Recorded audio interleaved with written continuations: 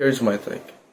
It was the flip-flop hell around the world after insisting that he would not budge on his tariffs, and branding anyone who urged him to do so as a panican, a new party based on weak and stupid people.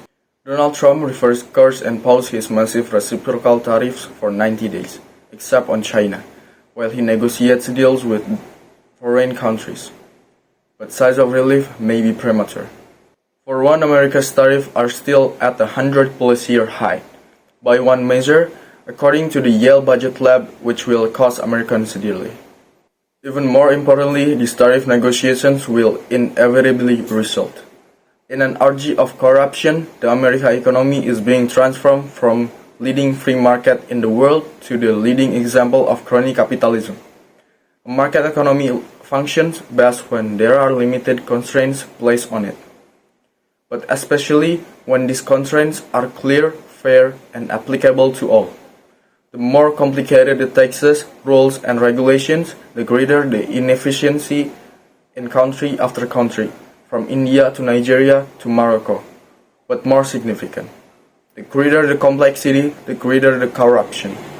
With tariffs come tariff waivers, often granted by hundreds to specific industry companies, even products.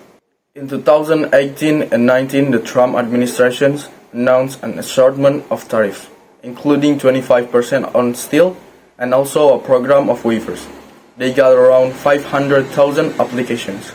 This week, when asked how he would determine this exemption, Trump replied, "Instinctively."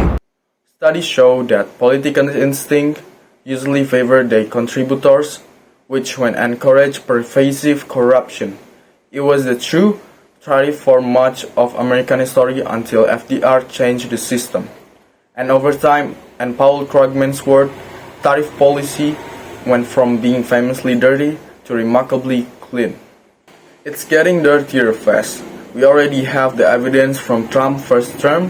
A detailed academic study of the tariffs and Trump's first term found that companies that made substantial investment to political connection to Republicans prior to and during the beginning of the Trump administrations were more likely to secure exemptions for products otherwise subject to tariffs.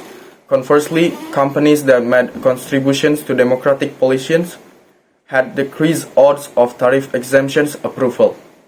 That study looked at more than 7,000 applications for exemptions for tariffs on China in the first term, and found that just a $4,000 donation to the Democratic Party reduced the company's chance of being granted an exemption to less than 1 in 10.